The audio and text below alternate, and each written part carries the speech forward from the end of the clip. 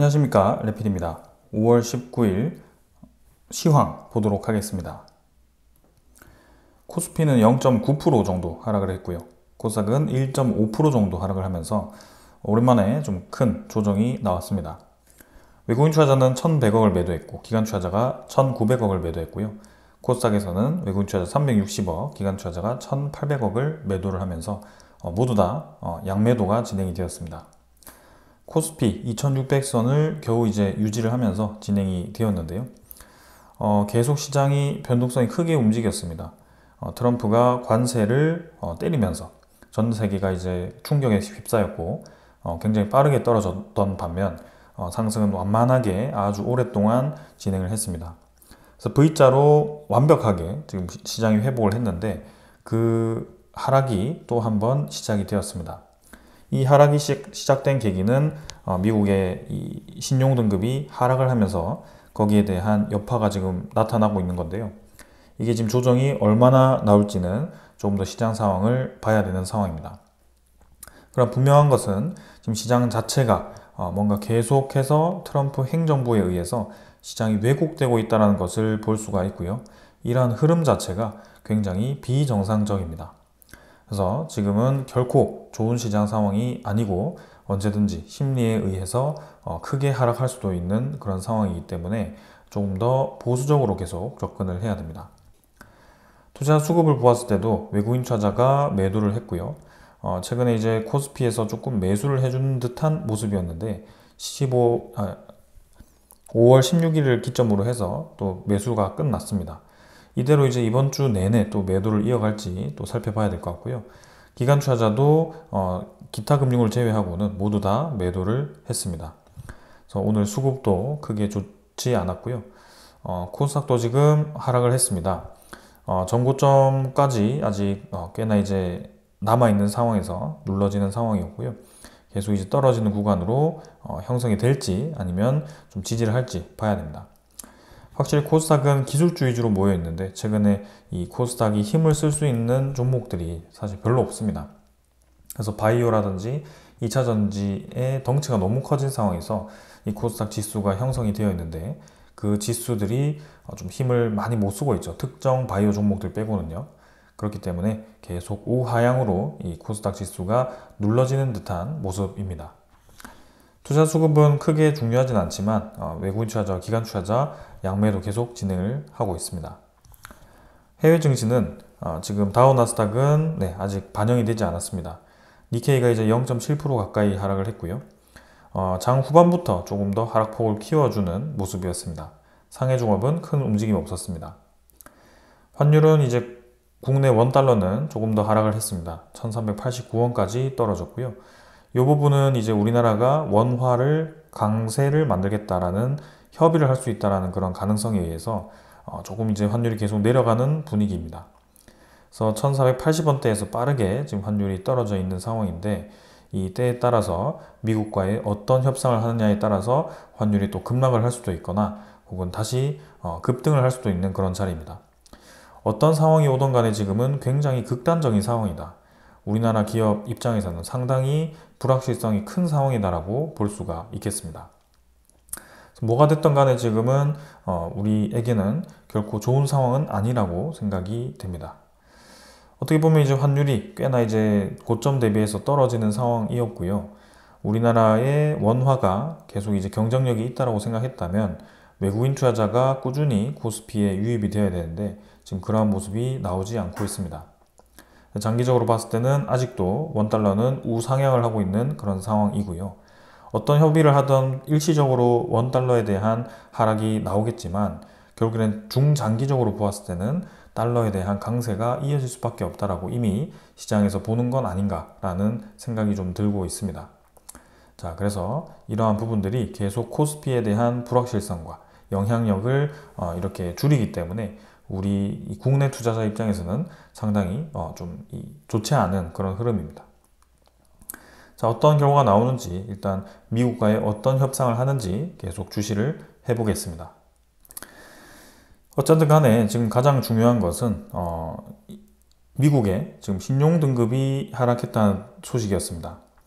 근데 신용 등급이 일찌감치 S&P라든지 피치라든지 이 두 신용 평가사에서는 일찌감치 미국의 신용도를 내렸습니다. 근데 이제 계속 무디스는 최고 등급을 유지를 하다가 108년 만인가요? 그렇게 이제 아주 오래전에 부과했던 그런 최고치의 신용 등급을 낮추는 상황이었습니다. 시장에서는 이 부분이 이미 반영이 된 부분이기 때문에 무디스가 하락시키는 것은 크게 영향이 없을 수 있다 이렇게 얘기를 했고요. 실제로 어제 위켄 나스닥이라고 해서 주말 동안에도 나스닥에 대한 추이를 볼 수 있는 그런 지표가 있습니다. 크게 하락하지 않고 잘 버티는 모습이었는데요. 근데 지금 이 시장에 대한 흐름은 그렇지 않습니다. 지금 미국의 선물 지표가 꽤나 이제 하락을 하는 분위기고요. 나스닥 이제 US 테크 100이 1.7% 가까이 떨어지고 있고 US 2000도 마찬가지 1.8%까지 떨어지면서 지금 꽤나 전체적인 지수가 좋지 않은 흐름을 보인다는 것을 볼 수가 있습니다. 그뿐만이 아니라 아시아 증시 니케이도 1.4% 가까이 하락을 하고 있고요. 내일 이대로 이어간다면 우리나라 증시도 추가적인 하락이 가능한 구간입니다. 지금 미국의 신용 등급이 떨어져서 이렇게 하락한다. 이게 중요한 게 아닙니다. 지금은 현 상황을 판단하기보단 앞으로에 대한 상황이 어떻게 될지가 중요한 상황인데요. 결국에는 제가 계속 강조드렸던 아마 많은 전문가들도 지금 우려하고 있는 미국 국채금리입니다. 미국의 장기 국채금리가 지금 꽤나 많이 올랐습니다. 지금 익숙하지 않은 숫자가 있죠. 미국의 30년 국채금리가 5%를 넘어섰습니다. 한 달치로 보았을 때 최고치를 달성을 했고요. 1년치로 보더라도 최고치를 달성하면서 전 고점을 돌파를 해버렸습니다. 계속 이제 올라가는 상황이고요. 미국의 30년물 국채금리가 5%라는 것은 30년 채권을 샀을 때 5%에 대한 수익률을 보장해 준다는 겁니다. 그럼 좋은 거 아닌가요? 이렇게 비싸게 이자를 준다는 거. 아주 금리 은행에 웬만한 은행에 넣어도 예금 금리 3, 4%밖에 되지 않는데 지금도. 근데 미국 국채에다가 투자를 하면 5%씩 주니까 괜찮은 거 아닌가? 이런 생각이 들죠. 근데 중요한 것은 이 5%를 준다고 하는데도 지금 채권에 대한 수요가 적고 채권을 누군가는 매도를 하고 있기 때문에 이 국채금리가 계속 올라간다는 뜻입니다. 그만큼 미국의 채권을 비싸게 주겠다, 이자를 많이 주겠다라고 하는데도 시장에서는 외면을 당하고 있다는 것이 지금의 이 흐름이고요. 30년물 뿐만이 아니라 지금 10년물도 급등을 하고 있는 상황입니다. 그래서 한 달치로 보았을 때 최고점을 지금 돌파를 하는 구간이고요. 4.54%까지 올라왔습니다. 제가 여러 번 강조를 드렸는데요. 트럼프와 베센트 장관은 이 국채금리를 주시를 하고 있습니다. 특히 국채금리가 낮아지도록 계속 시장을 유도하기 위한 노력을 많이 해왔는데요. 실제로 취임 이후에 트럼프가 시장을 좀 흔들면서 불확실성을 키우면서 미국의 10년물 국채금리를 떨어뜨리기 시작합니다. 그럼 불확실성이 커지는데 왜 10년물 국채금리가 떨어지느냐? 결국에는 미국의 채권에 대한 수요가 높아졌었기 때문입니다. 그럼 미국의 채권에 대한 수요는 불확실성이 큰 상황에서 왜 높아지느냐? 안전자산으로 인식이 되기 때문입니다. 근데 지금은 이 시장에 대한 불확실성이 커지는데도 오히려 미국의 10년물 국채금리가 더 올라간다라고 볼 수가 있고요. 실제로 그러한 상황 때문에 이때 단기적으로 너무 올라가서 트럼프가 관세를 협상을 시도하겠다 하면서 상호 관세를 유예를 했습니다. 그러면서 잠깐 떨어졌다가 그대로 또 올라가 버리죠.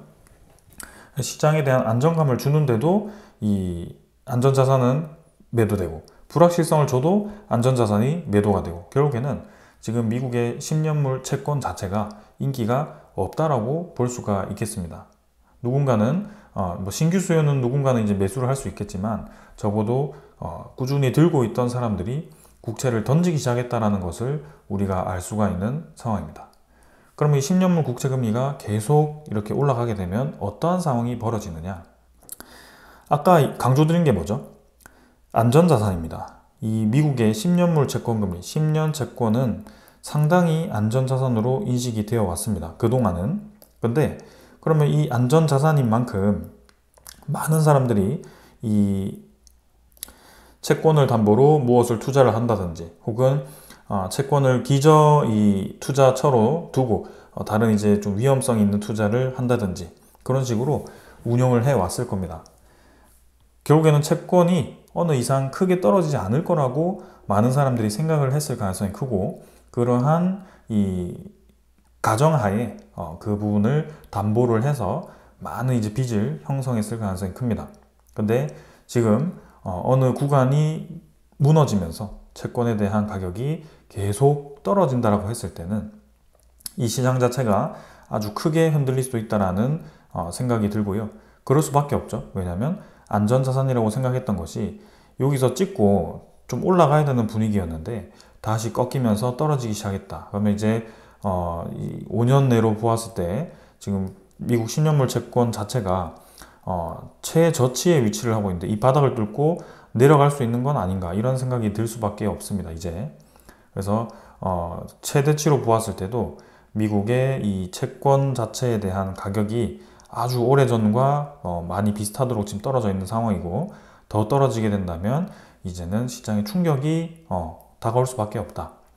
그래서 이게 도미노처럼 무너질 수도 있다는 그 뜻이, 결국에는 많은 사람들이 그 물건을 담보로 해서 또 다른 걸 사고, 또 담보로 해서 다른 걸 사고, 이렇게 그렇게 시장이 지금 버블이 형성되어 있기 때문에 위험하다는 뜻입니다. 그런 상황이 왜 만들어졌는지를 여러분들 잘 알고 계실 겁니다. 2008년 금융위기, 그 다음에 2019년 코로나, 요때 다 어떻게 했나요? 미국이 거의 제로금리를 펼쳤습니다.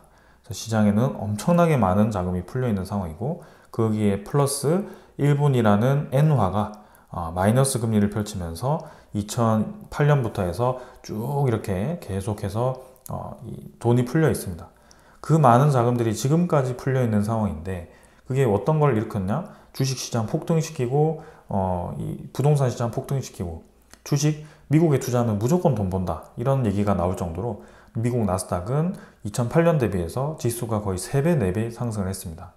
근데 지금 추가로 더 올라갈 수 있느냐라고 생각해 봤을 때는 그럼 그 빚을 커버할 수 있을 정도로 더 많은 돈이 풀려야 되는데, 그렇게 할 수 없는 이유가 뭐죠? 그렇게 하다 보니까 물가에 직면을 하게 됩니다. 인플레이션이죠. 그래서 인플레이션과 이제 이 달러라는 것이 마주보고 달리기 시작했고요. 트럼프는 이 부분이 상당히 부담스러울 겁니다. 달러에 대한 가치가 점점 떨어지고 있죠. 왜냐하면 시장에 너무 많이 풀려있기 때문에. 그래서 그 달러 가치를 떨어뜨리는 것은 무역수지 적자를 해결하기 위해서 좋은 방법이긴 하나, 전체적인 추세 자체가 계속 떨어진다면 미국의 이 기축통화국으로서의 지위가 없어지게 됩니다. 그래서 이 부분이 상당히 애매한 상황인 거고, 그러면서 지금 인플레가 잡히지 않고 있기 때문에 금리를 내릴 수 없는 상황인 거죠. 그래서 이게 계속 딜레마처럼 지금 위치를 하고 있는 겁니다. 이걸 시장에서 계속 트럼프가 인위적으로 무슨 게임을 하듯이 관세를 부과했다가 관세를 뺐다가 이 시장을 본인의 뜻대로 움직이기 위해서 노력을 했는데, 그게 결국에는 미국의 채권에 대한 수요를 감축시키고 있고 미국의 채권에 대한 신뢰를 깨버리고 있기 때문에 지금 이러한 상황까지 왔습니다. 그래서 이 추세가 단기간에 깨지지 않는 이상은 미국 10년물 국채금리가 5%를 향해 가는 순간 이제는 시장에서 반응을 할 겁니다. 본인의 의지와 상관없이 예를 들어서 이제 마진콜이라는 것이 발동을 해서 많은 자산들이 청산을 당하게 되었을 때는 그때부터 도미노에 대한 현상이 벌어지면서 금융위기가 다가올 수 있는 그런 상황이기 때문에, 지금은 꼭 금융위기가 온다 안 온다 이게 아니라 지금 이러한 상황들이 굉장히 위험하다는 것을 여러분들께 좀 말씀을 드리는 겁니다. 그래서 이 위태위태한 상황들이 지금 트럼프에 대한 이 정책과 맞물리고 있고, 지금 미국은 2025년 7월쯤에 이 국회에서 채권에 대한 이 발행량을 늘리기 위한 시도를 할 겁니다. 디폴트에 대한 우려가 다시 한번 부각이 될 겁니다. 그걸 어떻게 하는지, 만약에 합의가 되더라도 채권에 대한 발행량이 늘어나기 때문에 국채금리가 더 올라갈 수가 있습니다. 자, 그러면서 트럼프는 본인의 정책대로 감세 법안을 만들었고 감세 법안이 하원을 통과했다라고 소식이 나왔습니다. 이르면 금주의 본회의에서 표결을 하게 된다. 이 감세가 통과되게 되면 미국의 재정 적자에 대한 해결이 어렵다라고 판단이 될 수 있고요. 이 부분이 미국의 계속 신뢰를 깎아먹는 겁니다. 재정 적자가 커진다는 게 뭐죠? 결국에는 미국이 디폴트를 향해 가고 있다. 디폴트를 향해 가는데 디폴트를 막기 위해서는 빚을 찍어내야 되는데 채권을 많이 찍어낼 수밖에 없다. 그러면 채권에 대한 가격이 떨어질 수밖에 없고 채권금리가 높아진다. 그러면 채권금리가 높아지니까 이자율이 높아지기 때문에 미국의 빚에 대한 이자가 높아집니다. 그러면 재정적자가 또 높아지고 또 디폴트를 향해 가고 채권량을 또 늘리고 또 국채금리가 올라가고 이자율이 높아지고 지금 이 악순환이 계속 돌고 있습니다. 여러분들 미국 디폴트에 대한 소식이 주기적으로 지금 들려오는 거 아시죠? 그래서 이번에 결국에 또 지금 왔는데 이거를 어떻게 해결할 거냐. 트럼프가 그거 막아보겠다고 관세하고 뭐 이렇게 미국이 유리하도록 지금 하고 있는데 그 방법이 미국의 신뢰를 오히려 깎아먹는 상황이더라. 그러면 지금 이 상황이 어떻냐? 어떻게 보면 이 위기는 막을 수가 없는 것이 아닐까 그런 생각이 좀 들 수밖에 없습니다. 시장의 원리대로 흘러가는 게 아닌가. 이 부채가 사라져야만이 건강한 상황이 만들어질 수 있고 다시금 부채가 서서히 올라갈 수 있는 그런 상황을 만들기 때문에 금융위기라는 것이 어쩌면 한 번은 꼭 와야 되는 건 아닌가 이렇게 받아들일 수밖에 없습니다. 그래서 지금 이제 파월도 그런 부분들을 상당히 신경을 쓰고 있고 금융위기를 막기 위해서 시장을 풀어주게 되면 인플레이션을 막을 수 없기 때문에 차라리 인플레를 고질병을 만들 바에는 이 시장을 차라리 위기를 만들어서 확 죽여버리자 인플레를 이렇게 생각할 수도 있습니다. 어떠한 것이 나오던 간에 우리 입장에서는 장기 투자 입장에서 상당히 불리한 상황이다라는 것을 볼 수가 있습니다.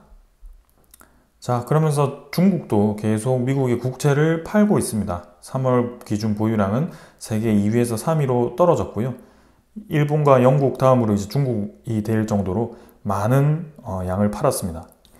지금 트럼프가 관세를 무기로 해서 미국에 유리한 상황을 만들려고 하지만 결국엔 트럼프는 지금 인질로 잡혀 있습니다. 뭐가 인질이냐? 미국의 국채 상당 부분을 외국인 투자자들이 가지고 있고 저런 국가 차원에서의 투자를 해놨기 때문에 국채를 팔기 시작하면 미국의 빚을 감당할 수 없게 됩니다. 그래서 트리거를 한번 당기게 되면 어차피 내가 죽을 바에 우리 같이 죽자라고 할 수도 있는 상황이고 그건 뭐 쉽지 않은 결정이긴 하겠지만 실제로 중국이 저렇게 국채를 서서히 매도하는 것을 볼 수가 있습니다. 자, 그래서 신용등급의 이 강등이라는 것이 일시적인 이벤트가 아니라는 것이 다 연결되어 있죠.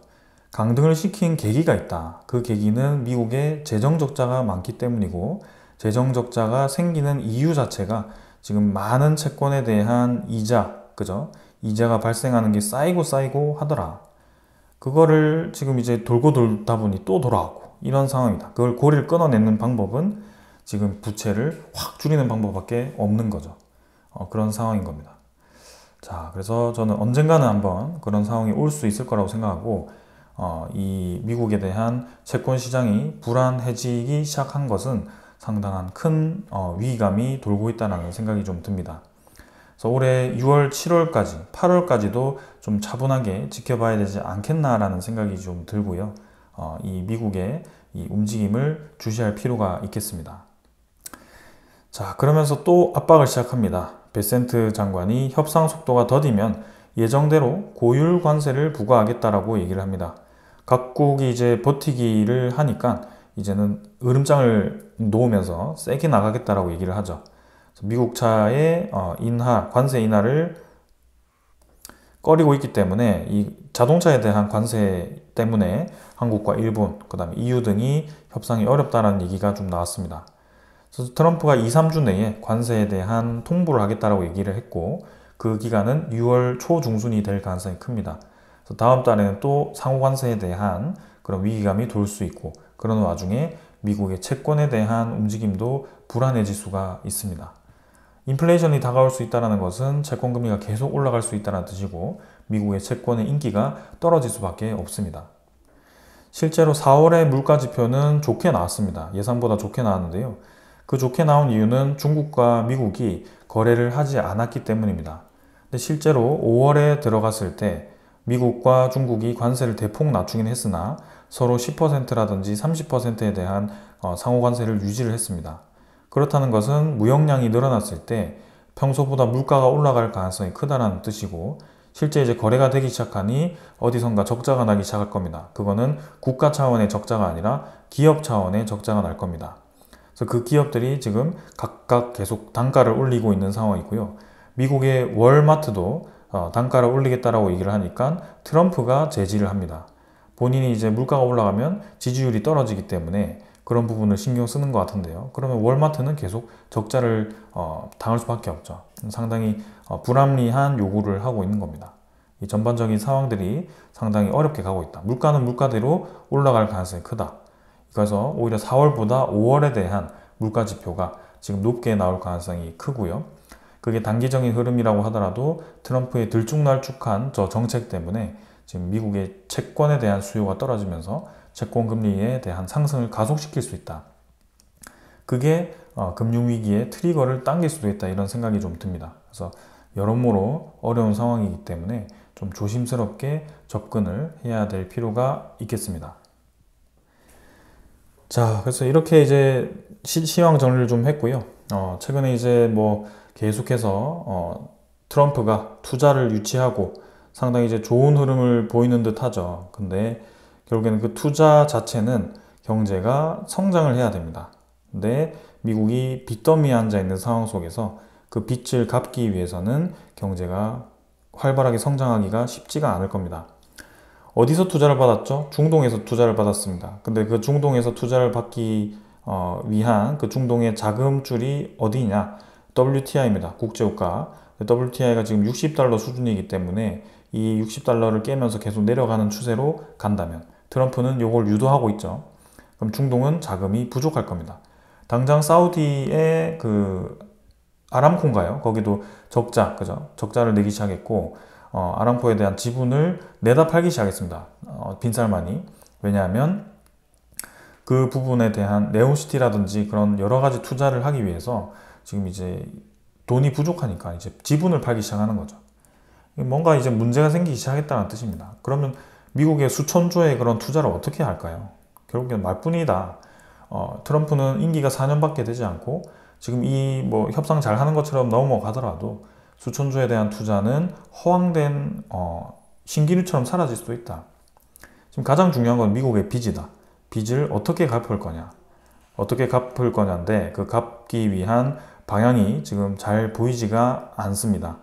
그래서 미국 10년물 국채 금리가 계속 치솟을수록 증시에 대한 리스크는 커질 수밖에 없고 이 부분을 당분간은 좀 예의주시하면서 지켜볼 필요가 있겠습니다. 자, 오늘 여기까지 하고 마무리하도록 하겠습니다. 감사합니다.